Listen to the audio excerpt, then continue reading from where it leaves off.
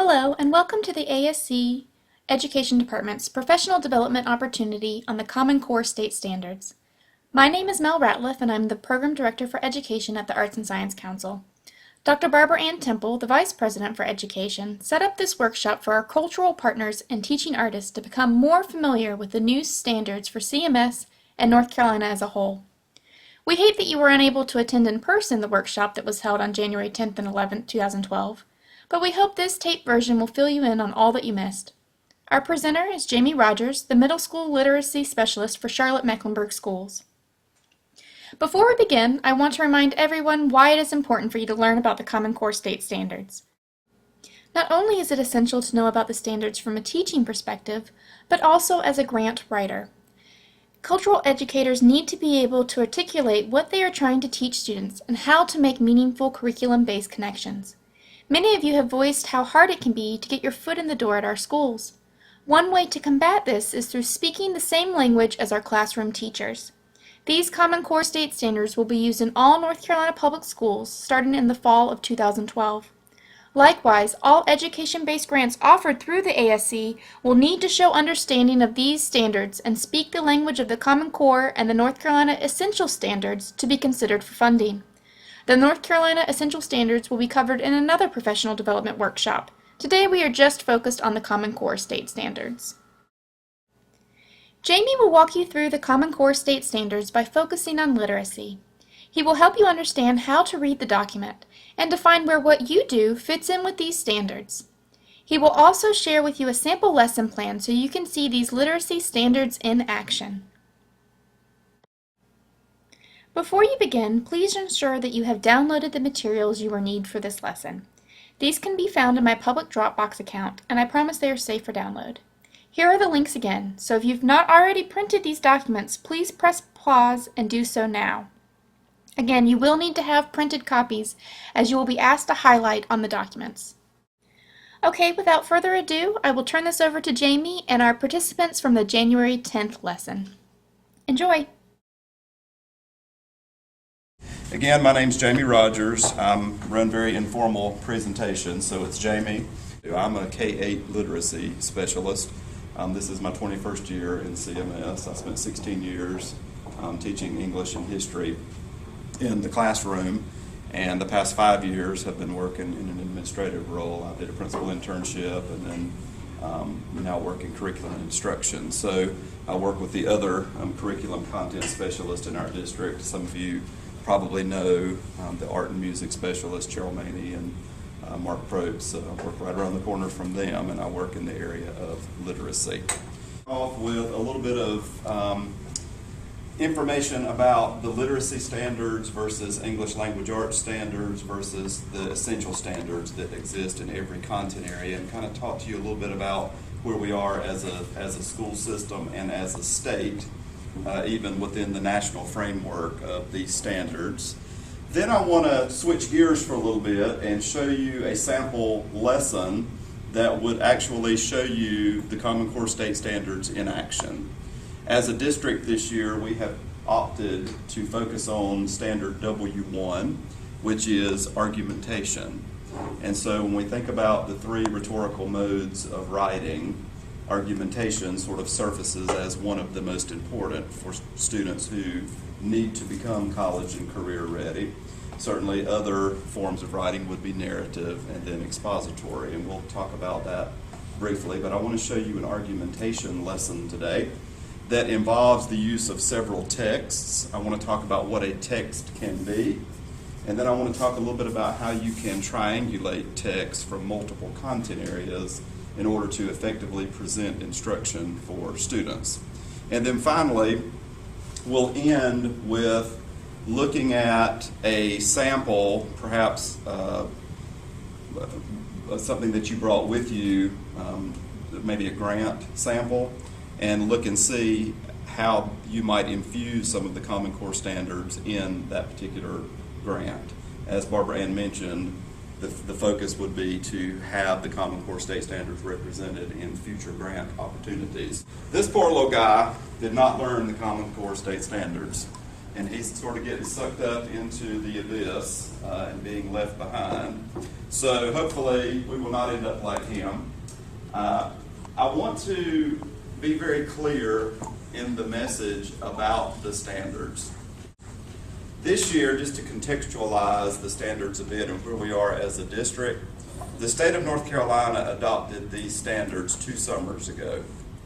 This is our transition year, and many of you came in and said, well, where are we with the North Carolina Standard Course of Study? The North Carolina Standard Course of Study, this is its last year. As you may know, it's state law when standards are adopted that we have to teach those standards. So 2 summers ago, the state of North Carolina adopted the Common Core state standards. This is the transition year in order to let teachers kind of become familiar with the standards and become proficient at what they encompass and how to teach them. Next year, when school starts in August, the Common Core state standards are state law in North Carolina. So all districts in the state will be transitioning towards those standards. More than 40 states at this point have adopted the standards. And when a state chooses to adopt these standards for literacy, English language arts, and math, they do not have options to pick and choose from the standards. They can't say, well, I like this standard, but we don't like this one, and we like this one, but we don't like that one. It's all or nothing. But each state has the opportunity to add 15% more to the standards. North Carolina opted not to add anything to these standards. They are quite comprehensive. In my opinion, they're extremely well written. And the whole goal is to make our students college and career ready by the time they leave us in 12th grade. They are a bit more rigorous than we have seen before with state standards, and they require teachers a bit more skill in being able to dissect a complex standard and extract the skills and the content and the level at which they should be taught. We haven't had to do that before because our North Carolina standards were more skill-based. So the transition year that we're in now, we've done a lot of work in training teachers, training school leaders. The state has given us 5 teacher work days that should be focused on the Common Core, and Charlotte-Mecklenburg Schools has taken advantage of that. We had our first 2 teacher work days in December. The next one's coming up January 23rd, and there are 2 in February. So all staff will be expected to learn and understand how these standards would affect each teacher and each employee in the district. So the diagram here kind of gives you a visual of what the standards look like. There are Common Core state standards for mathematics that exist K-12. There are Common Core state standards for English language arts, which are content-specific standards, and these would be taught by English language arts teachers in an English classroom. Sometimes we get a little confusion when we look at the overlay of literacy standards that exist for all teachers in the district. So I think the visual does a good job of kind of helping you separate that in your mind. There are standards that would be taught in a math class, standards that would be taught in an English class, but what happens in a science class or a social studies class or an art class or a music class or even an auto tech class?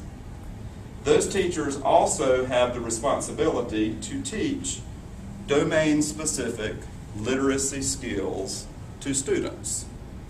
So sometimes when teachers hear that, a common response might be, but I'm not an English teacher.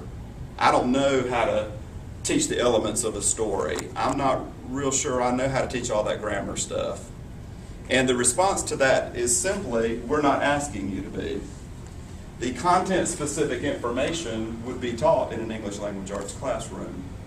However, any teacher could teach students to think like a mathematician, or to problem solve like a historian, or to write like an artist. And that's where the literacy standards come into play.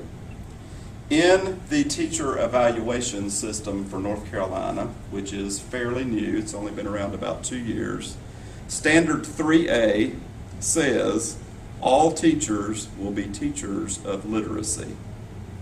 And sometimes that's misinterpreted. All teachers will be teachers of English language arts. That's not the case. Obviously, you have to be certified in the area of English language arts to teach it. However, the reading skills and the writing skills span all grade levels and all content areas. So what we're focusing on is an intense push in the area of disciplinary literacy. So as a math teacher, a person trained in the area of mathematics, they think like a mathematician. So the challenge becomes, how do you teach students to think like a mathematician? You know how to do that as a professional. If you're an artist, you know how to think and perform and function as an artist. How do you teach kids to do that? And the answer to that question is literacy in the area of your discipline.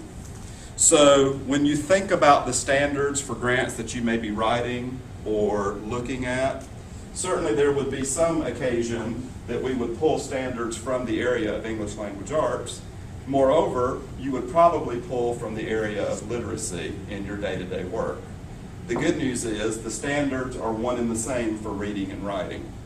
So when you see the anchor standards in a few minutes, it doesn't matter whether you're talking about English-specific standards or literacy standards in an art class, it's the same standard. So the document is nicely organized so that they cross over for kids and for teachers in the area of literacy and English language arts. Okay? So then we add to the Common Core state standards the essential standards. The essential standards, some come from the state level, others come from national organizations for social studies, for art, for music, dance, world language. So obviously every content area has standards that they are required by law to teach. Okay? So what does that look like in relationship to the Common Core? Well, if I'm a social studies teacher, I have my social studies standards that I'm going to teach, my content-specific areas for each grade level or whatever grade level I'm assigned to teach. However, I also have ownership in this literacy piece that we talked about, and that's essential. So when I'm looking at creating my social studies lessons, I'm also thinking about how to teach kids to be literate in the area of history. How do I speak like a historian? How do I write like a historian, etc. So there's a relationship between the essential standards and the Common Core state standards. As I referenced earlier, one of the thoughts last year in planning for our implementation level this year, we tried to find one standard that would be a power standard. Rob Marzano did a lot of work with power standards and looking at standards that cross grade levels and content areas. And so the one we decided to focus on for this year in order to let teachers practice was the standard dealing with argumentative writing, and specifically text-based argumentative writing. And I'll show you a sample of that here in a few minutes. It's good because there's a math standard that relates to being able to defend your answer. There are essential standards that relate to being able to qualify, evaluate, and defend a dance, a piece of art, a historical document. It crosses all grade levels. It is a power standard. It meets the North Carolina evaluation tool, and certainly comes from the state standards. So every teacher in the district, from kindergarten teachers all the way up to 12th grade senior English teachers this year, are working on standard W1. In addition, our arts specialists have also had their teachers working on standard reading 1. And we'll talk about that in a few minutes when we look at the document. Okay? So, questions, comments. Just to be clear, there are English language arts standards, but the literacy standards are separate. They work in conjunction with one another, but all teachers own literacy. So if you hear a teacher say, I'm not an English teacher, you have the answer to that question. We don't want you to be. We want you to teach kids to think in the area of your discipline. And that's an important skill. And sometimes as trained professionals, it's hard to think about when you learned that disciplinary content and how you learned it. But that's important. And teaching kids to own those skills and to be literate in those areas, that's the literacy that you bring to the table as a content area teacher. Okay? Comments, questions, concerns? Does that make sense? Okay. And Jamie, I'm sorry. Yes. K-5 literacy too. That would be All another sort of teachers, common core. right. All teachers in the elementary school, they pretty much teach all subjects, generally speaking. So all of our elementary teachers become teachers of literacy. That is disciplinary literacy and language arts literacy. They teach both, absolutely. And many times what you'll discover is that they teach in an integrated model where they may pull a text from science or a text from health or social studies and pull out those English language arts skills from that other content-specific text. So they're sort of killing two birds with one stone in that way. Okay? But the standards are written K-12. And when you look at each standard, the nice thing is the standards do exist from kindergarten to 12th grade. So what does argumentation look like for a kindergartner? And when you look at the standards, they're giving their opinion. I like this book because, I like that story because, and they can say it or they might draw it. By first grade, they're writing it. By third grade, they have to back up their opinions with reasons. By fifth grade, they need a formal structure. By seventh grade, they have to address counter-argument. By ninth grade, they have to predict counter-argument. And then by 12th grade, they really focus in on purpose, audience, and content. So when you see a standard that exists from kindergarten to 12th grade, that's why these standards work. Because no more will we have kids roll into middle school, as I used to get them, and they've never heard anything about argumentation before, because it wasn't stressed in elementary school. And now it is. So by looking at that trajectory of standards and seeing them in action for 12 years, the kids then emerge college and career ready. And that's one of the benefits, as we'll see in a few minutes, of these standards. Good comment, Joel. Other questions? Please feel free to ask, because I don't mind. Okay. All right, let's look at the document. So we've talked about the fact that there are literacy standards, there are English language arts standards. Within the structure of the document, it is broken down into content areas of reading, writing, listening and speaking, and language. Language typically refers to grammar.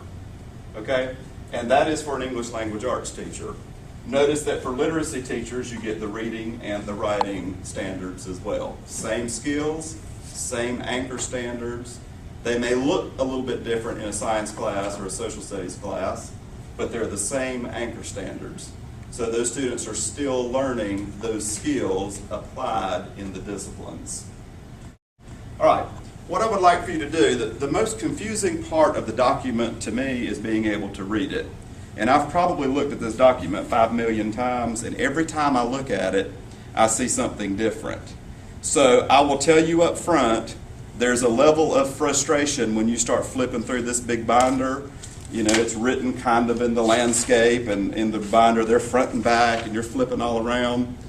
What I decided to do was a very easy way to have you look at the pattern that is repeated for each of the anchor standards, and once you get the pattern kind of ingrained in your mind, it becomes a bit easier to read the document and find what you're looking for.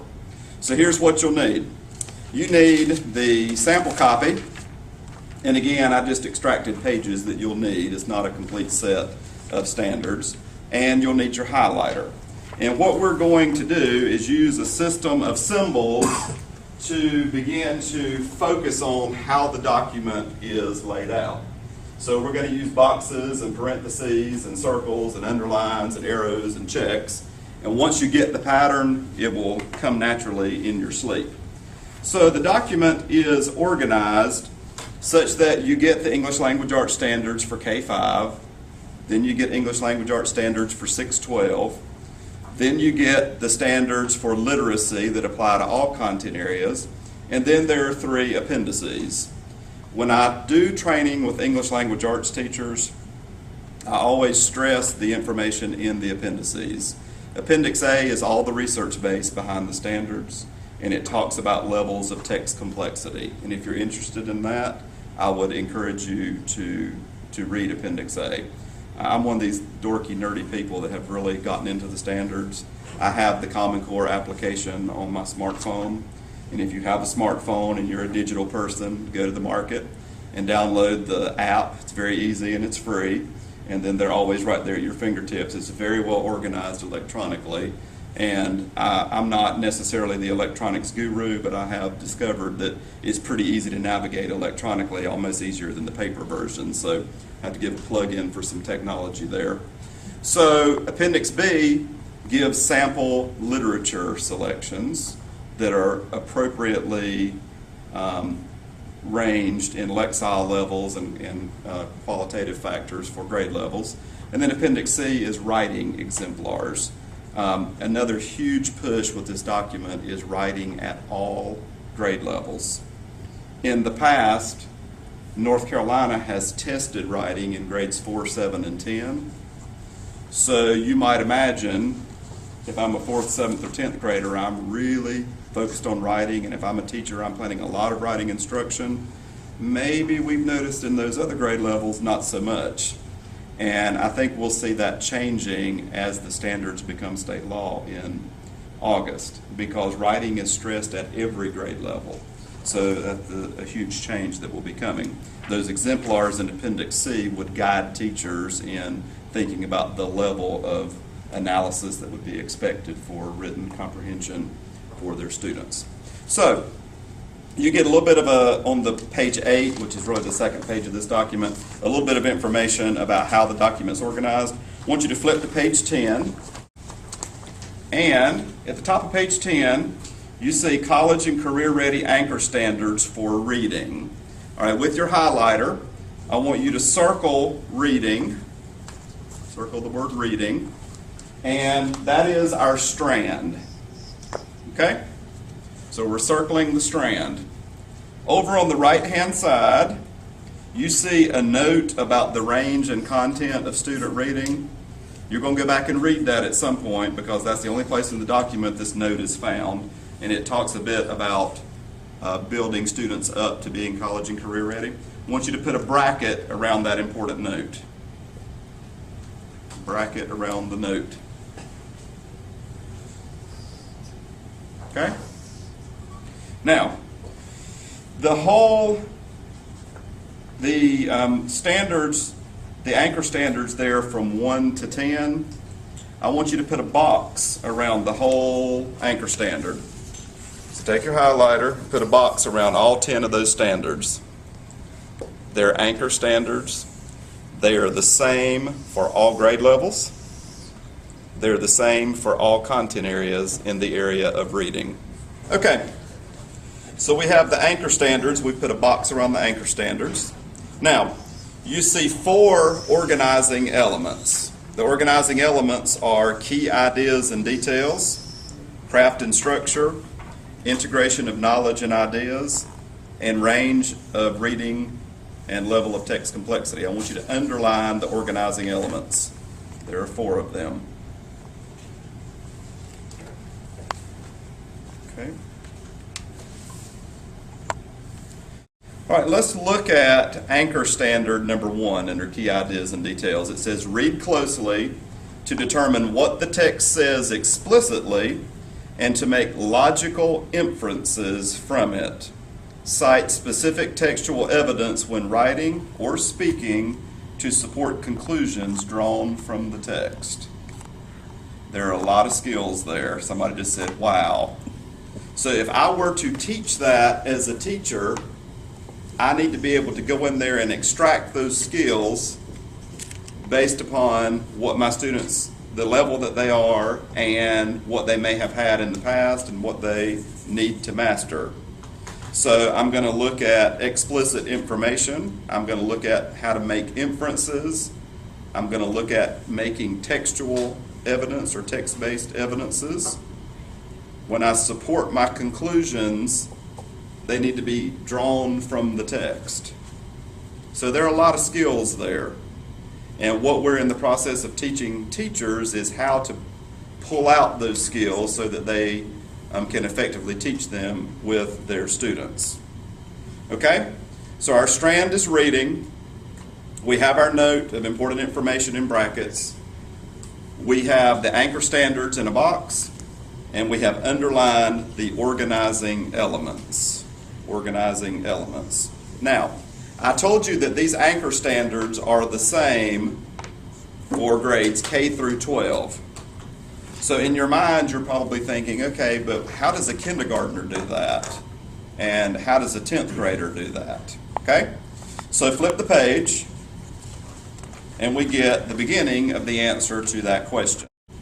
Okay, at the top of this page, you see reading standards for literature for grades K through 5.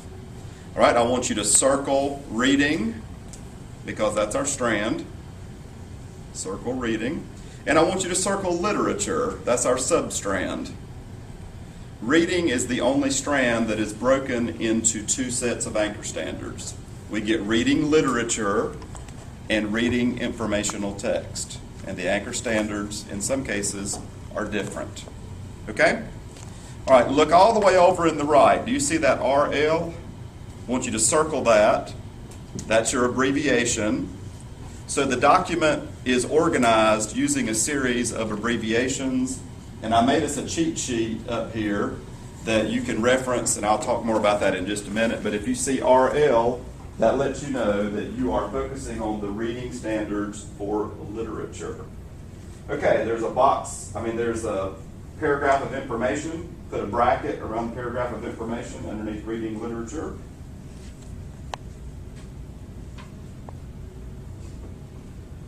Now what you see is grade-specific standards.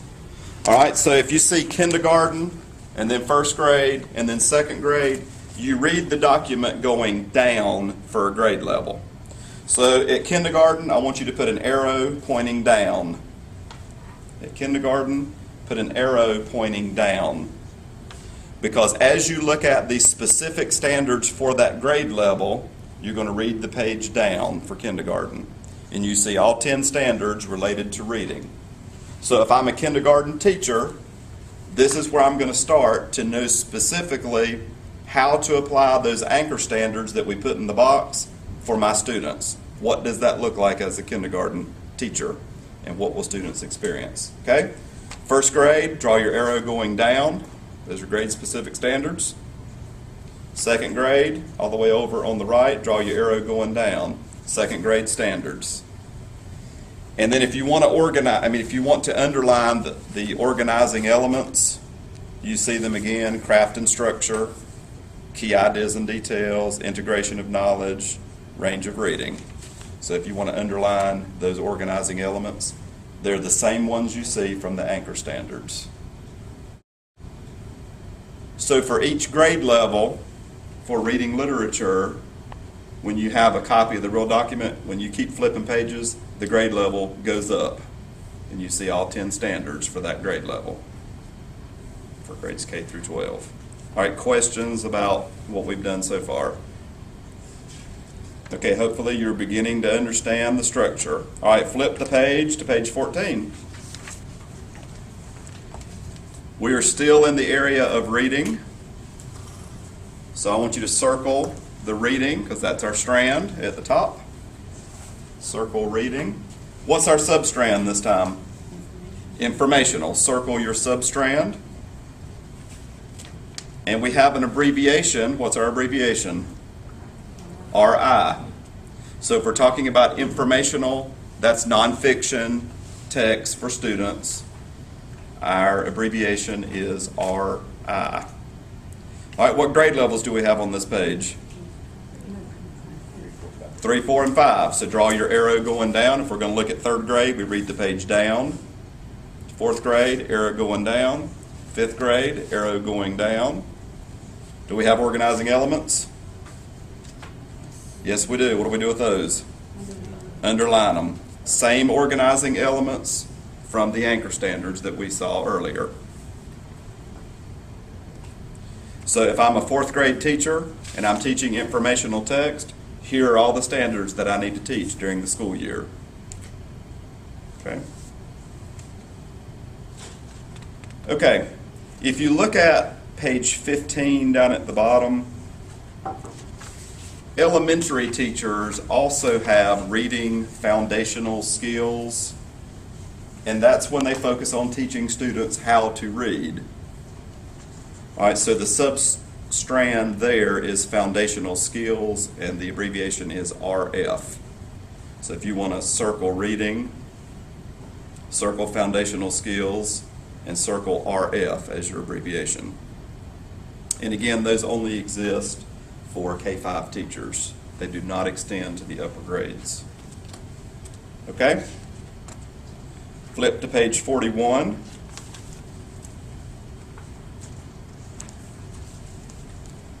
We have a new strand of anchor standards. What's our strand? For writing. So we're going to circle writing. Okay? These are the anchor standards. So again, put the bracket around the important note of information about content. All right, so we've circled writing. We bracket the note. Okay, these are anchor standards. I want you to put the anchor standards in a box around all 10 standards. So before each strand, you will see the anchor standards that all of the grade level information comes from. And again, the anchor standards are the same for grades K through 12 in any subject area. So if I'm a social studies teacher and I'm looking at the anchor standards for writing, they're the same in social studies that they are in English language arts. All right? We have new organizing elements. I want you to underline them. All right, so you see text types and purposes. That's an organizing element. We're going to underline it. The production and distribution of writing. That's taking students through the process of research and of formal writing. Research to build and present knowledge, and then range of writing. So we have 4 organizing elements for writing. Okay, and then if we look at the grade level breakdown of that on page 19, we get back to writing standards for K-5. Okay. What is our abbreviation? W, so circle the abbreviation. So anytime you see a standard that has a W, you know that that relates to writing. All right, then we have our grade level specific standards. Kindergarten, first grade, second grade. So put your arrow down looking at kindergarten, an arrow down from first grade, an arrow down from second grade. So when I'm looking at a grade level and I want to know what those students have to do in that area, I read the document down. Okay? Now, what if I am a second grade teacher? These standards are new to me. It's the first year I'm teaching them. I don't really know what the students have done before they got to me or should have done. The nice thing about the document is I can read the same standard across and have a sense of what the kids did before they got to me at an earlier grade level. And I also can look and see what they're going to do when they leave me. Sometimes by looking at the standard before and after the grade level that you teach, it helps to more clearly define what you have to do. So from a teacher's perspective, if I were to read across, instead of just reading down the grade level that I'm responsible for, I realize those subtle nuances in how the language and the standards change, and that really impacts my teaching. So if I'm a 7th grade teacher and I'm looking at writing, and it says I introduce counter argument in 7th grade, They didn't have that in 6th grade because it's not in the standard. So that tells me that's a new area of focus, and I need to really be careful when I'm planning my instruction to include that part of the standard. Okay? So you start to get a sense of how the document's organized. Again, if you flip to page 20, you see the continuation of the writing standards. Okay? We're not going to highlight all of these, but you start to get the idea. All right, look at page 42. The writing standards for 612. Look at 7th grade. You see for standard 1 in writing, it says write arguments to support claims with clear reasons and relevant evidence. That's the argumentation writing that I mentioned earlier. Look at 1A. It says introduce claims, acknowledge alternate or opposing claims, and organize the reasons and evidence logically. Now, if I go back over and look at 6th grade, look at 6th grade, writing 1A. It says introduce claim and organize the reasons and evidence clearly. It doesn't say anything in the 6th grade standard about addressing the opposing claim. So as a teacher, I can look at the grade level before and see what's new for the grade level that I teach. And it gives me an idea of the baseline from where students should be coming. They may not be if their teacher didn't teach it, but it gives me an idea and a basis for how to begin my instruction or how to create a pre-assessment to determine what gaps might exist for my students. Okay? So as we continue, if you flip to page 45, I would like to point out to you that grades 9 and 10, those standards are written together, and grades 11 and 12, the standards are written together. So we don't get grade-specific standards for high school. We get early high school and then upperclassmen in 11th and 12th grade standards. So teachers have to then determine how much of this are we covering in 9th grade, what are we going to cover in 10th grade. So that encourages some collaboration among teaching staff. Is that Okay. in essence what the earlier grades are going to have to do in an effort to catch up with everything? Absolutely, because the first year of implementation, certainly, if I'm a 6th grade student and we've not had these standards before, absolutely, and we're getting that message out to teachers as well. It is. Yeah, And these are it's comprehensive amazing. standards, so we understand that there's going to be a bit of an implementation gap. And teachers need to understand the value of pre-assessing their students and determining what they've had and what's brand new for them. I may be a 6th grade teacher, but I may be teaching from a 3rd grade standard if the students haven't had that skill before. That could happen. And that's okay. You take the students where they are when they roll through the door and plan learning so that So they when they're progress. writing a lesson plan, are they going to backtrack to that? They may and- have to. And write a lesson plan that is specific to 3rd grade, but implementing it in 6th It grade would- because they haven't They had would that? still use grade level appropriate material, Okay. but they might be teaching a concept that appeared earlier in the standards.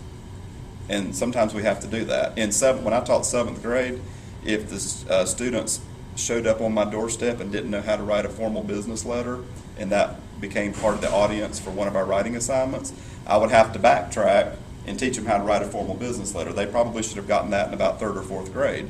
But if they didn't get it, we're still going to use 7th grade content, but I'm going to teach that skill from 4th grade and pull it up to my 7th grade classroom So there's because they didn't get it. So would it be apropos at times to basically, as an artist, when you're going into a school, to put together a remedial type of a lesson? Yes, but I wouldn't consider it remedial if they've never been exposed to it. When I think remedial, I think someone has taught it and they didn't just get didn't it, get it, yeah. and I need to go back and figure out another way to reach the students. So I probably wouldn't use the terminology remedial, but what I would think about is that it's a gap. They haven't had the skill. So in an effort to fill in the Right. gap, Absolutely. you could do lessons to Right. help the teachers to. And sometimes it's very catch easy to this. do that because it's not that the kids are incapable of getting it, they just weren't exposed to it. So that being the case, I may think about how to combine several standards and teach several skills simultaneously to catch the kids up. And if we are to teach these standards, we're going to have to teach them in combination with each other. So I might pull a reading standard, I might pull a writing standard, I might even pull a speaking and listening standard, which we'll look at momentarily, and teach all three of those standards at the same time. Because a task that I create might involve students analyzing a piece of literature, writing about it, and doing a speech. Because it's going to be 13 years before you Sure. actually have a graduating student. It's been all the way through. That's right. Absolutely. Barbara? Well, what I'm thinking is for those of us who are the teaching artists who are going into the classroom and we're only going to be with these students for just a few days. Right. It's going to be difficult for us to pinpoint the specific text that we're trying to meet, or unless we do collaboration. We have to do it with the grade level that we're working with. But this grade level teacher has to have some extensive knowledge Right. of what her students have had before Sure. in order to help me write an effective Right. Yes, And we I lesson think plan. you really hit the key word, the collaboration. And that's what teachers are discovering as we roll this out. They're going to have to collaborate. Because, and as you noticed, the first couple of years especially, I need to have some vertical articulation within my school because kids may not have been exposed to all these skills at each grade level.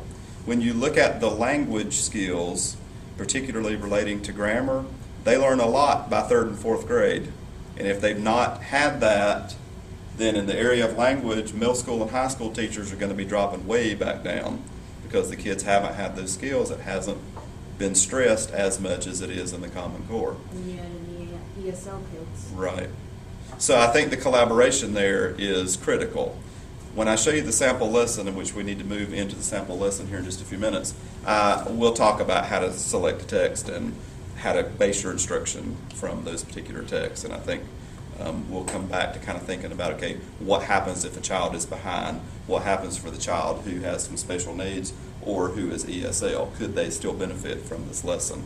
So that'll be an important point to think about as well. And I'm understanding from a lesson plan that I've already done for a school where I'm about to go into, and I've understand from the teacher that these students are behind grade level, Right. all the students that we will be working with. So that makes it really difficult to It does. pinpoint and to teach from the standards that we have to these students if we're going to just be there for a short time. Sure. So looking at a standard that you've pinpointed and being able to look at it across to see, okay, what skills should they have mastered prior to this grade level, that might give you a basis for, starting point.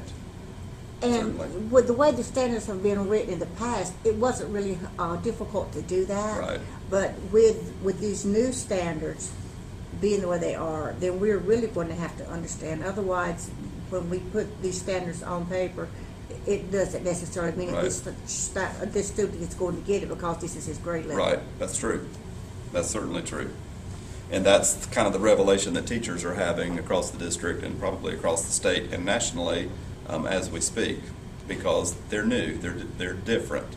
I think they're fantastic. I mean, when you look at the 11th and 12th grade standards for what kids will be able to do by the time they graduate, and when you look at the research that says this is why they need to be able to do it, if they're going to take a citizenship test, if they're going to go to a 2-year college, if they're going to read military documents, sometimes the level that we're teaching in 12th grade isn't as high as the level of reading required for those activities I just mentioned.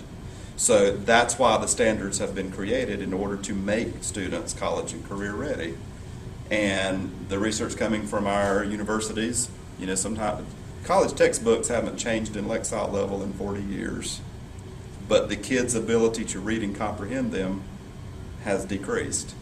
So part of the standards, the movement for the standards and the increase in the complexity of the text that we expose students to by the time they leave high school will help fill that gap in their inability to be successful at a 2-year college, in a military career, etc. So that's why the standards are more rigorous than they have been in the past. Is this instituted nationwide this coming year in total? Are there states that are That's not a instituting good it for a question. while? I know that more than, the last time I believe I heard there were 42 states that had adopted the standards. I don't know the implementation timeline for all of the states. Some states, because of state testing that they already have developed, may be waiting a couple of years to implement, but I know North Carolina implements next year. So you can look online, if you look up Common Core state standards, commoncore.org, I think is a good site, and it gives you the background, and there's a map that tells you the states that have adopted and which ones have not. But a lot of states are hopping on board. Okay, very quickly, if you look at page 48, you see the speaking and listening standards. There are only 6 anchor standards for speaking and listening. Oh, wait a minute, whoa. Yep, Wait, it's a couple pass pages it. over. Yep. The speaking and listening standards are domain specific to English language arts teachers, but I point them out because I think they also fit nicely into other classes, especially in the area of arts where you have performing arts. So think about those speaking and listening skills as well when you're pulling standards for some of the work that you'll be doing. They integrate very nicely. All right, and then the next page, page 51, you see the anchor standards for language. And that is an English language arts specific strand. But if you're interested in the conventions of English, if you're a grammarian and you're just interested in that, those standards are there. And they are domain specific to English language arts. Okay? All right, so that's a bit about how the document is organized. So when you begin to see all of these funny abbreviations like RL, you now know that you're looking at literature standards for reading. RI, informational text standards for reading. The W is for writing. And remember, reading and writing, they go into all content areas. Speaking and listening and language are specific to English language arts.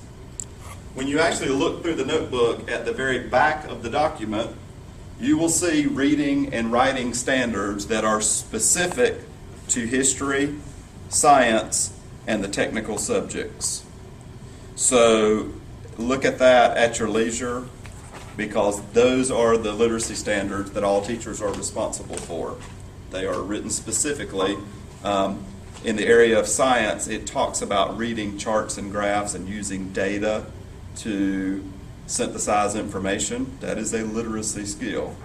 In history, the anchor standard pertains to reading and dissecting historical documents or primary source documents. That's an important skill in the area of history, still relating to reading. Okay? So that's a bit about how the document is organized. And as you begin to look at it, maybe the symbols that we used here will kind of stick in your brain. Oh yeah, that's an organizing element. Oh, those are anchor standards. We put a box around those, etc. And I've had pretty good success with teachers, and it takes multiple exposures to really master the nomenclature. And I understand if you are frustrated initially, I was too. I completely understand that. But once you begin to look at the document and realize that the anchor standards are the same for every grade level, it's just how they're applied to that grade level that changes, it becomes a bit easier to navigate, and having a sense of the standard abbreviations will help as well. Okay? Briefly, the benefits to students. I'll let you read that on your own. I'd like to take about a 5-minute stretch break, and then when we come back, I want to move into a sample lesson that will show you the standards in action. Okay?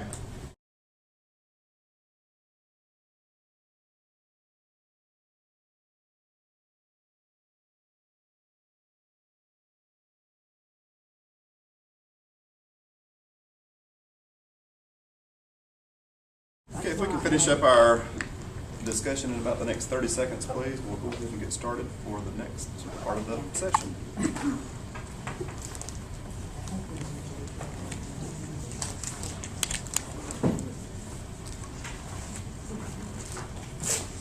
Okay, I want you to take a look on the screen and determine Which swimmer represents a prepared graduate? What you think? The free-form swimmer. Why? Why? Because he's not relying on outside items in order for his support. Self-reliance. Very nice. I like the way you said that. He is self-reliant. We're going to come back to this in just a second and relate it to the idea of literacy and text complexity. So think about that as we move along through the next activity. I mentioned earlier that argumentative writing, which is standard W1, is a standard that is threaded throughout all content areas, all grade levels, all courses. And in thinking about writing, one of the big shifts that you will notice with the Common Core as we move away from the North Carolina Standard Course of Study is having students to write in a variety of contexts, for a variety of audiences, and in a variety of formats. Being able to provide reasons, support your claims, think about alternate or opposing claims is a skill that students would certainly use throughout their academic career, and really it's a life skill. When you think about having to do presentations or sales pitches or even trying to convince your spouse or partner why you want to make a decision, choice A over choice B is a life skill. So this year we decided to focus on argumentation as a district. So in Charlotte-Mecklenburg schools, as we speak, our 10,000 teachers across the system are in the process of creating argumentative tasks, and they're aligning instructional practices with those argumentative tasks to teach students at every grade level in every course how to write in the argumentative mode. So today what I'd like to do is show you a specific example of argumentation and show you what that might look like in the classroom. So for the next 30 minutes or so, I would like for you to kind of take off your education director or teacher hat and put it to the side. And I want you to put on your student hat. And as adult learners, I want you to become adult students for about the next 30 minutes. So think about it in terms of a learner. And then we're going to put back on our teacher or education director hat and think about what we did and how we can recreate these opportunities for teachers and or for students. Okay? You have a packet, and your packet contains some documents that we will be using. Does everybody have this? The first one is the 6 shifts. We're going to talk about that last, so you want to just kind of rotate that around to the back and move to the picture. That will be the next thing coming up. Let me pause for visuals. If you'll read the definition of argumentation that comes from the standards on the screen, please.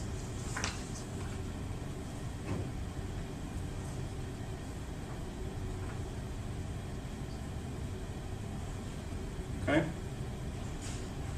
Our goal today, what does that look like? What does that sound like? What does that feel like, both as a student and as an instructor? First things first, I want you to take about 2 minutes, look at the picture, and see what comes to mind.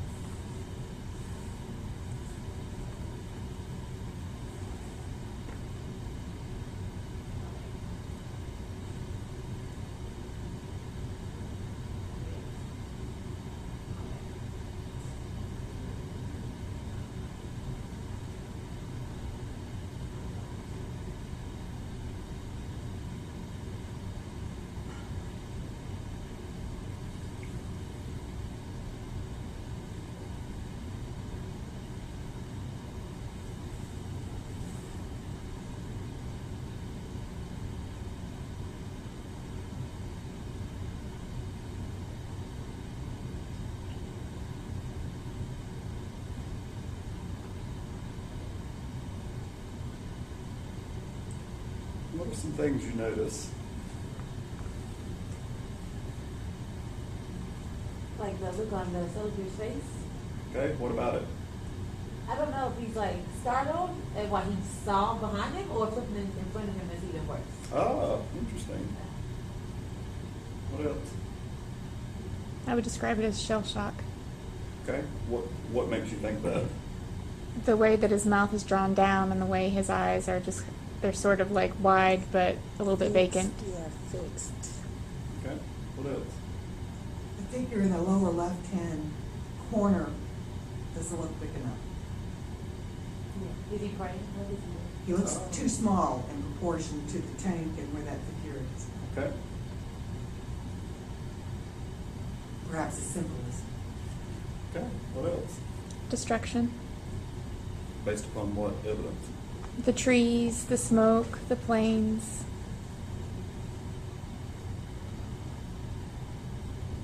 The mountains look, yeah, dreary. I was thinking about how the Wright brothers changed the world with the airplane. Okay,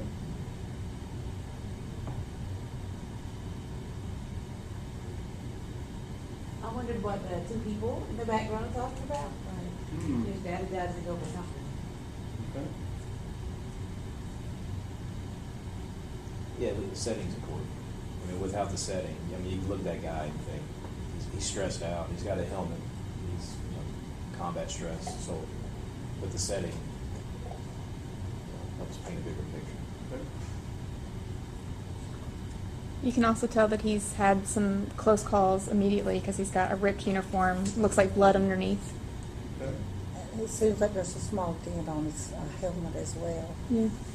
And it's gotta be hot there. I mean, the guy in the back, he's got his shirt open, he's got his shirt open. So it's, it appears as though it's a very hot place. And the smoke and stuff reinforces that. Sure. And there's obviously a lot of heat.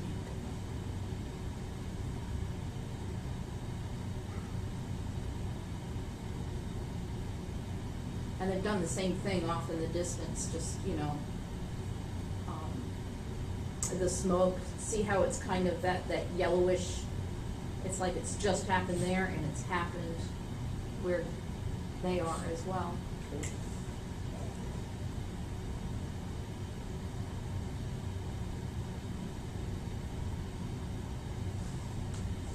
You get the feeling that the battle is progressing that way, but all the figures pretty much are behind where they've come from.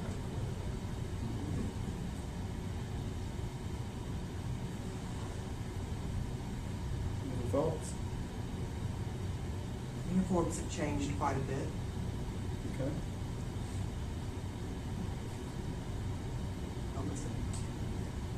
It almost seems too as though the trees are small in proportion to the man.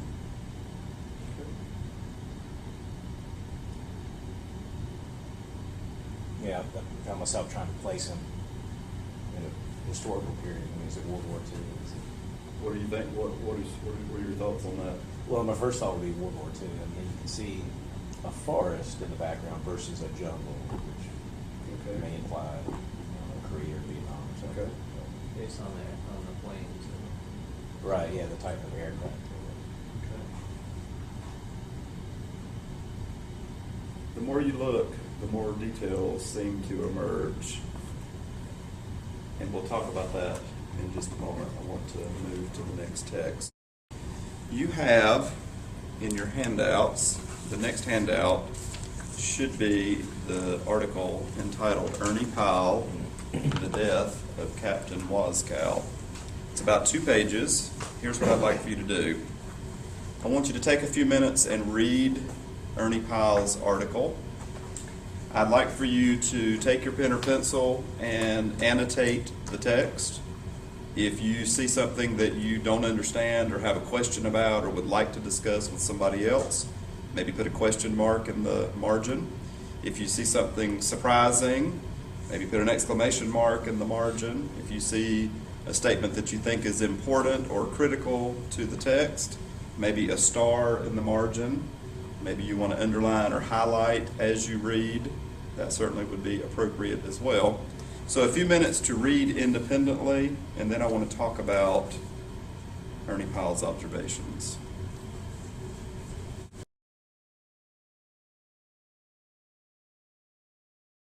Things you noticed from the article? Questions, comments, concerns, areas of importance? The first thing that really struck me about it was how much they loved him. In the How do you know that? Well, because in the beginning, it starts off talking about how beloved he was. Okay.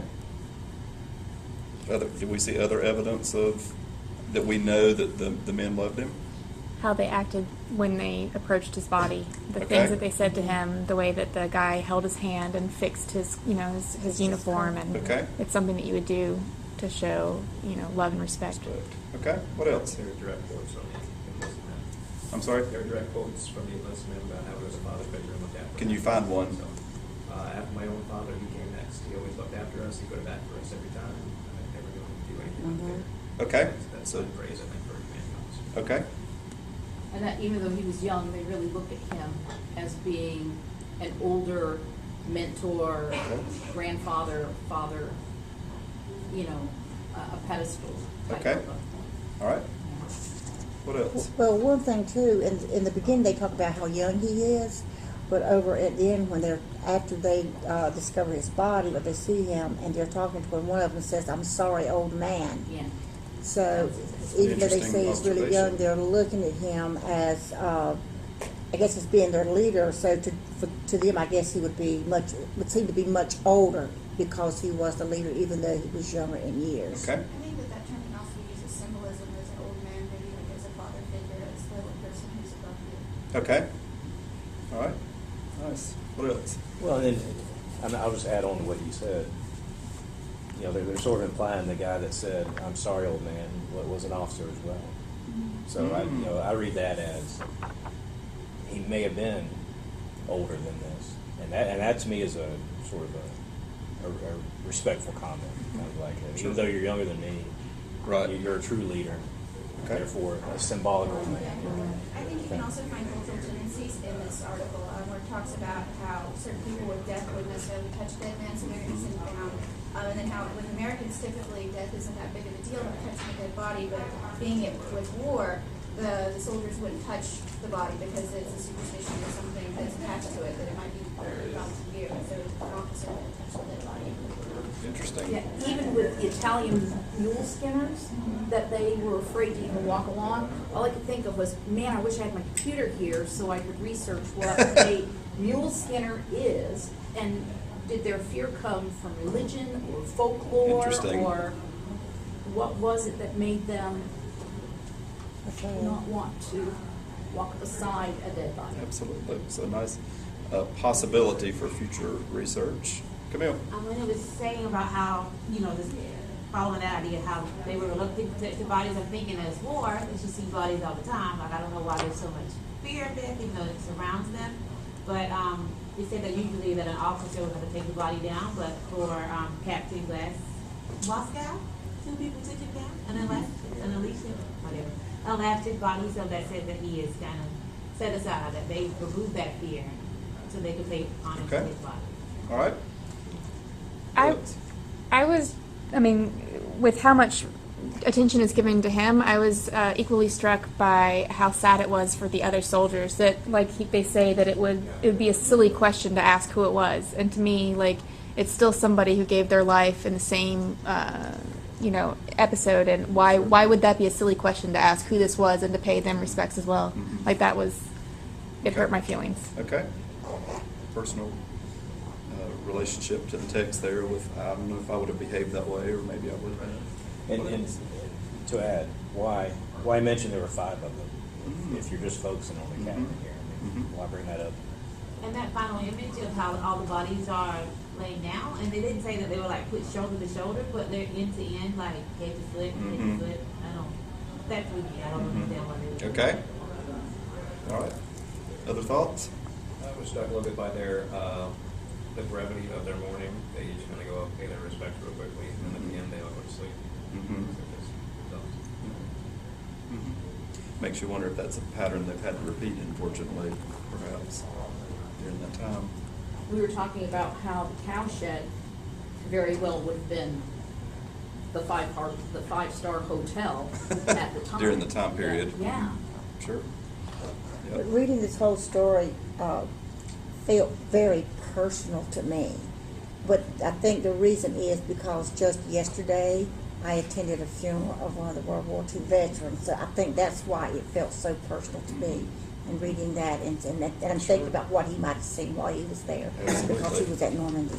And that those text-to-self connections are important Mhm. as we begin to analyze informational text or literature. Absolutely.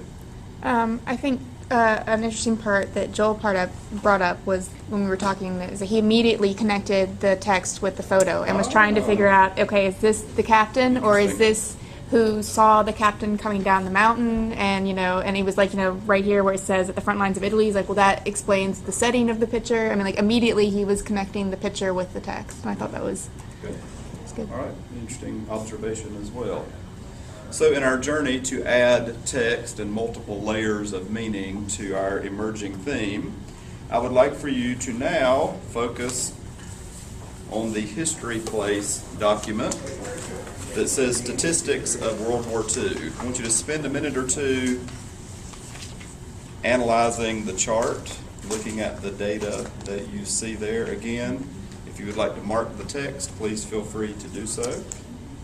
So let's look at that independently for a minute or two.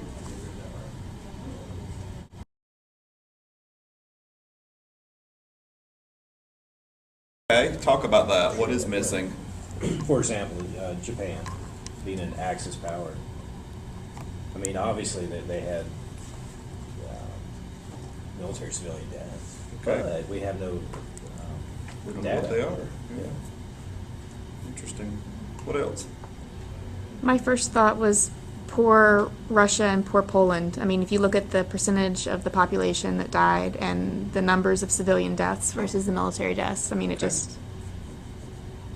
What else? You should wonder how the Jewish population of Europe fits into here, whether it Okay. was was their country of origin, and I mean the number 6 million obviously jumps out at you when you look at the Poland civilian deaths, Right. and a lot of the concentration camps. were in Sure, Poland, of course. absolutely. It does make you wonder how that figures into the data. Good point. I'm sorry, Linda? China with 10 million deaths, but it doesn't tell you whether they were military or Mhm. civilian. Or was it just deaths? Right. Do they know, or is it just not How many people reported? die in China every Right, year? right. A lot of people. Did it strike anybody that the numbers have been rounded off? I mean, what are you thinking, Norway Camille? hasn't been. And some have not been, exactly. So why is that? When we're talking about deaths of people, does rounding strike you as being odd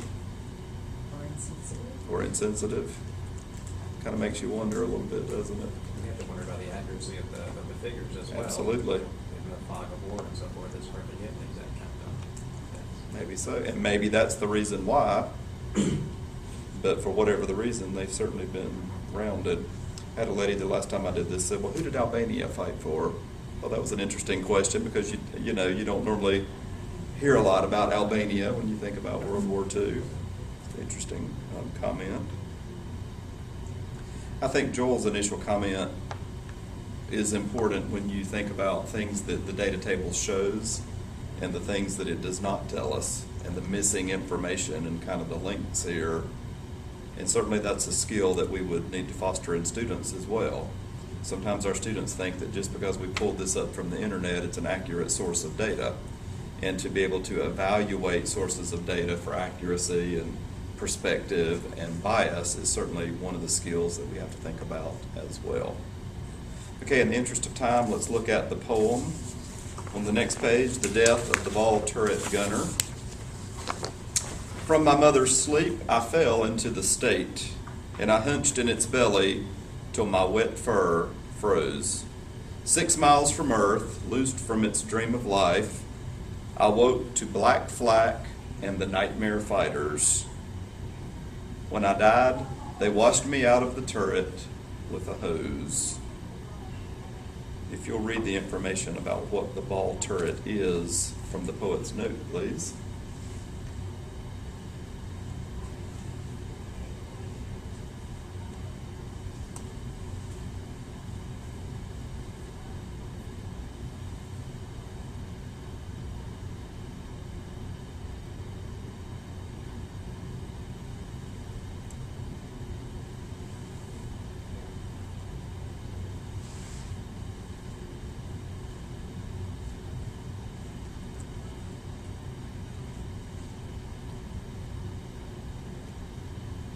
Certainly that gives us a different perspective of a person in combat, doesn't it? Wow. Yeah, wow, that's exactly right. Then we see a song from the 1940s, Sentimental Journey. Take a moment and look at those song lyrics, please.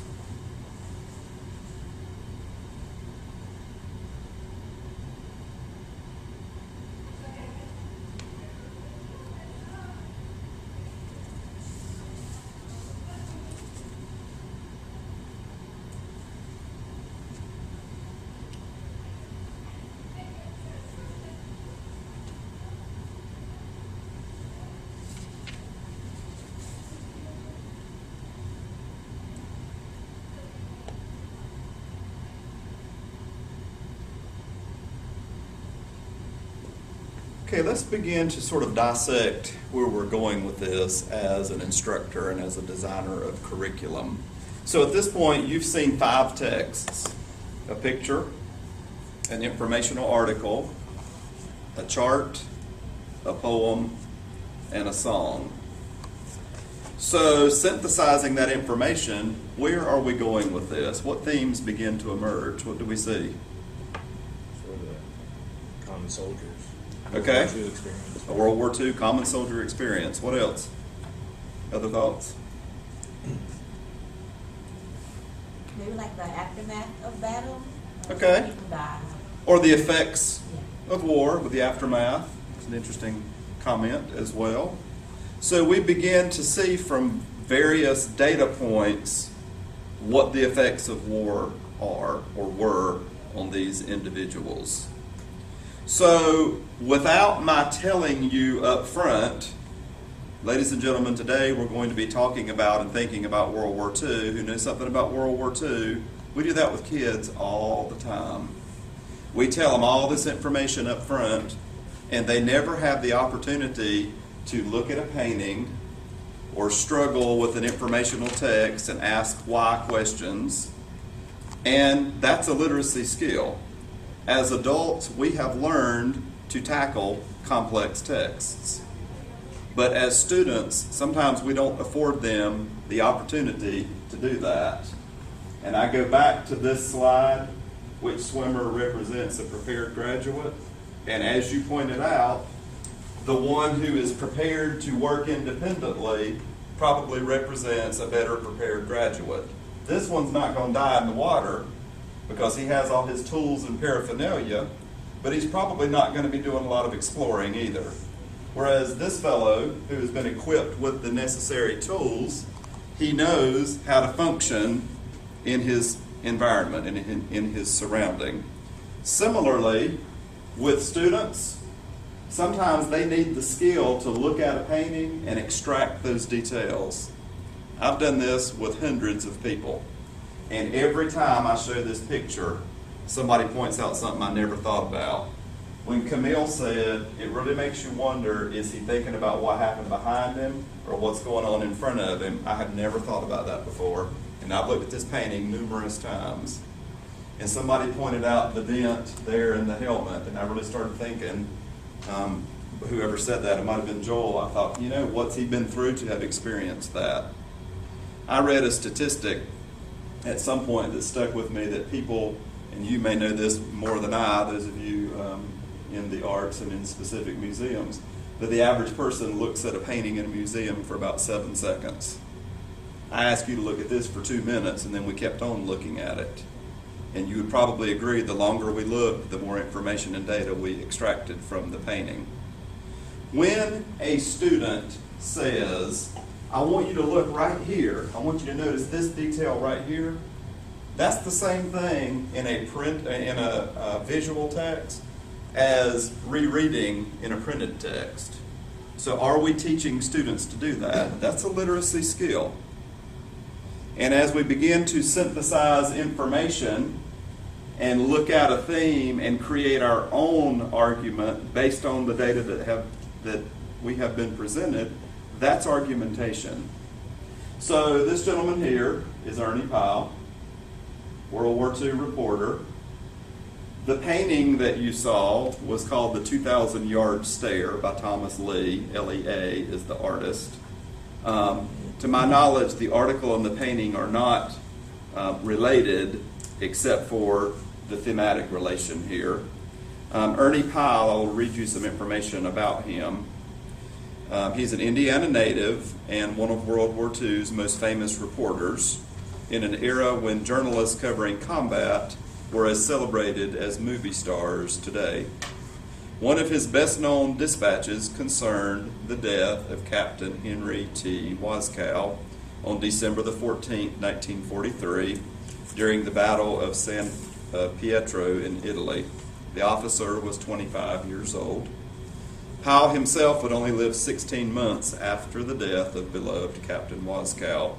On April the 18th, 1945, the 44-year-old journalist was traveling in a Jeep with Colonel Joseph B. Coolidge and other soldiers in a small island near Okinawa when a burst of machine gun fire strafed the procession of vehicles. When the barrage of bullets finally stopped, Pyle asked Coolidge, "Are you all right?" before the sniper fire started up again, killing the reporter instantly. Hours after the tragedy, a visibly shaken Coolidge tearfully told a New York Times reporter, "I was so impressed with Pyle's coolness, calmness, and his deep interest in enlisted men. They have truly lost their best friend." So as some of you inferred from the article about the age of the captain and why Ernie Pyle was there, those kind of inferences, if I had read that to you up front, the opportunity for you to think through that would have been destroyed. So when you think about presenting information to kids, one of the big moves for our teachers is not doing so much background information and so much front loading of the text that it destroys the opportunity for kids to put the information together for themselves. So if I were to ask you to begin to create an argument about the effects of war on the individual, you have several text sources that you can choose from. Maybe the painting spoke to you. Maybe it was the informational article. Maybe it's the data in the table or the song lyrics. But whatever it is for you, that becomes your argument to support what you think as a writer and as a learner. So how does our work today exemplify the Common Core standards? When you dig into the standards, many of them talk about the opportunity to triangulate data sources. And if you've ever had to take a research class, that term is probably not unfamiliar to you in looking at data from multiple sources. The same idea applies to text sources. How in the world can we triangulate text so that students have not just one way but many ways to synthesize information? So that gets us to the concept of what in the world can be a text. You saw 5 examples of that today, obviously. And the simple definition, anything that can be read, viewed, or heard. So in creating educational opportunities for students, we encourage teachers to include speeches. Maybe they include a visual text like the painting. Maybe they include artifacts from the time period that they can analyze and evaluate. It's not always something in writing. It could be performance-based. And you'll notice these standards lend themselves nicely to multiple layers of texts. So think about what might be a text in your content area. Frequently when we say text with our students, with our teachers, they automatically default to it has to be written. That painting's pretty powerful, and there's not a word on it. Mm-hmm. Popular things change over time in education. Are they still focusing on different learning styles? Sure, absolutely. I didn't know if that was integrated into this or not. When you think about Gardner's multiple intelligences, there was a new one that was added a few years ago, the naturalist intelligence, people who have an understanding of the earth and the environment and the outdoors. Personally, I related to that pretty well because I've always had an interest in being able to name plants and thinking about landscaping. And for me, I kind of honed in on that because as a learner, if I'm out in nature, if I'm hiking a trail, that appeals to me, and I never really knew why, but now I kind of have a place I can say, you know what, that's me. So certainly, absolutely. When you think about disciplinary literacy in whatever content area a teacher might be working, they're selecting text choices in a purposeful manner, thinking about the content of the text or the author or the validity. Those are skills we have to teach students. What is the perspective, and is there any bias in the text? We have to teach students to think through that as well by presenting them carefully crafted opportunities. So if I wanted a student to show me mastery of argumentative writing, I might craft a task that asks the students to create an opinion or a response based on their perception of war and the individual. If I'm at the elementary level, the standard uses the word opinion and support. So an elementary student, and certainly I wouldn't do this particular lesson with elementary students, but this is an example of the opinion and the argumentative mode of elementary students. So an elementary student might respond by saying, I think war is frightening. People die, some people get hurt, you could lose friends and family. So that relates to the standard because the student has expressed their opinion based on the available text and data. At the middle school level, the standard requires students to make a claim and from 7th grade up to support a counterclaim. So the student might say, war leads to freedom, however, it comes at a price. And I can use my examples from the text that I've seen today, whether it's a statistical data, or the death of Captain Waskow, or the death of the machine gunist in the poem, to support why I think that. I have evidence that is text-based. Certainly in high school, again, you have to think about your claims being targeted to specific audiences. So a high school student might respond by saying the U.S. has paid too high a price for war. That is their claim. They might think through their counterclaim, but freedom is worth the price. And I have some examples from the text that my teacher provided for me to support what I'm thinking. Okay? So that's what that might look like if we were to complete the lesson with students in the argumentative mode. Briefly, there are 6 shifts that are required of all teachers in order to implement the literacy standards as a district. And we've been doing a lot of training with our teachers. You have a handout that kind of encapsulates the main idea for each of the 6 shifts, and you can read that at your leisure. Very briefly, and we've created a lot of PD for our teachers around these 6 shifts.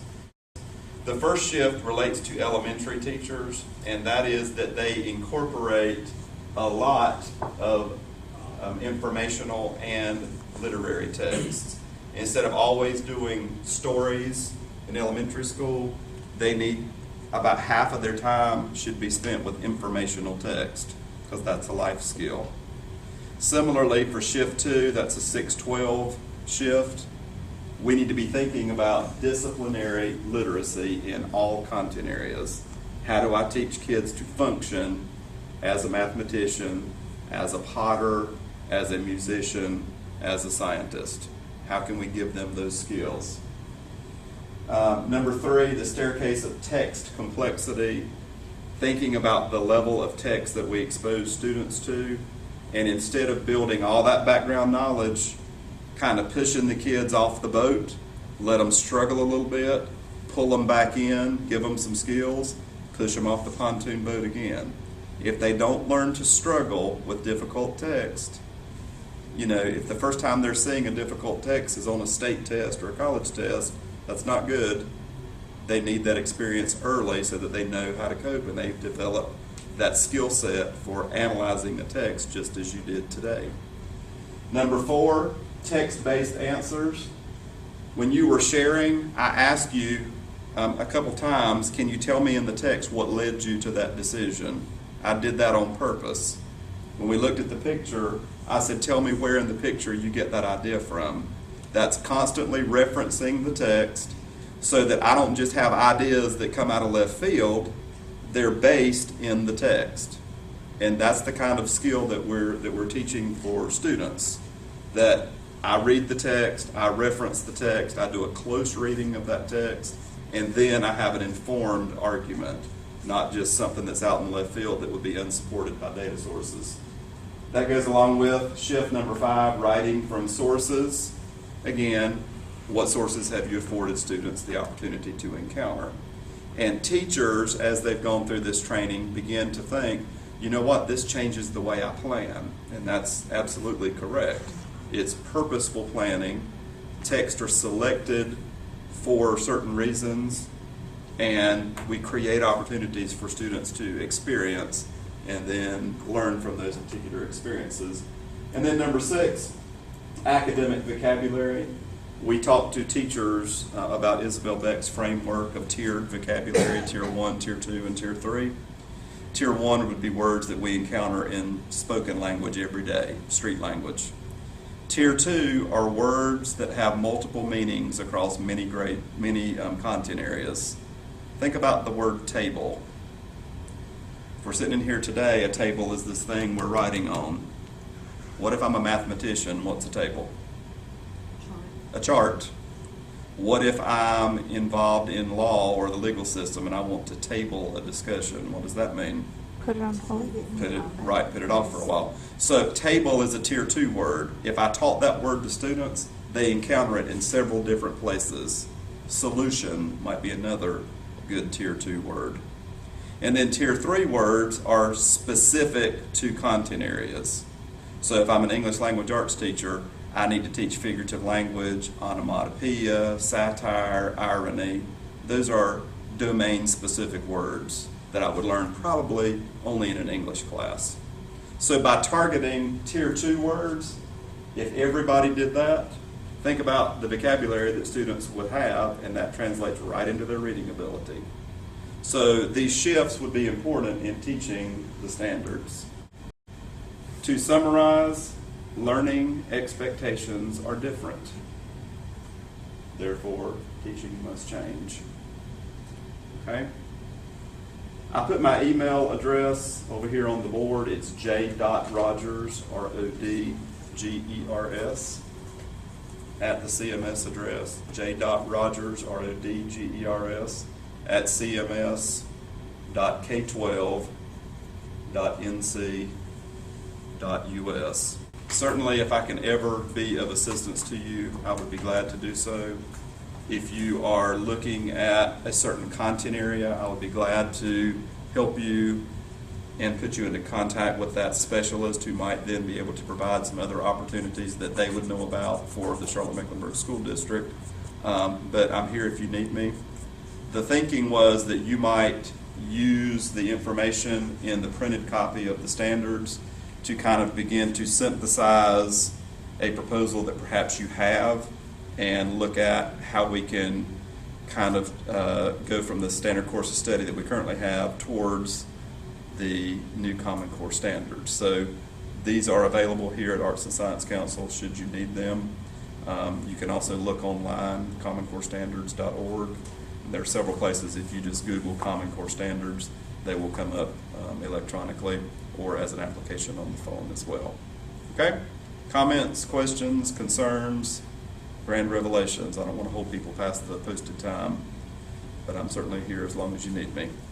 Yeah, I'm just trying to encapsulate everything and not to oversimplify it, but going from North Carolina Standard Core Study to the Common Core, I mean, it's the main difference is this literacy piece, this interdisciplinary literacy piece. Not to oversimplify, I know, but Literacy and depth of rigor, because these standards are more encompassing, more comprehensive, more rigorous than what we had in the past with the Standard Course of Study.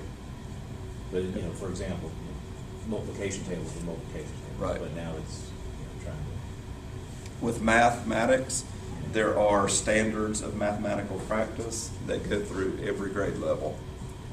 And when you begin to look at those standards, there are some of them that relate to literacy. One of them talks about students being able to defend and justify the answers that they have arrived at. That goes along with argumentation. You know, if I've worked through a mathematical situation and I've come up with a way to solve a problem, and I can then backtrack and defend, here's why I did this, here's why I did this, here's why I did this, that's not really unlike argumentative writing. It's just we're using it in a different content area. There's a mathematical standard of practice that talks about perseverance. I'm not going to give up. I'm going to stick to it until I arrive at an answer. And so math teachers will be using this language with students. You know, if I'm an English language arts teacher, I want to be aware of that so that I can use the same language with my students as well. Now guys, in math, remember, you got to prove your answer. Okay, over here in English language arts, I want you to think about why your argument is what it is, and I want you to prove it to me with evidence from the text. So different content areas, but we're speaking similar language. So that's a change as well. And it makes the students be more intentional. Absolutely. Instead of just Absolutely. guessing or Sure. guessing. Mm-hmm. Teaching them those skills of how to be a good mathematician. Absolutely. Linda?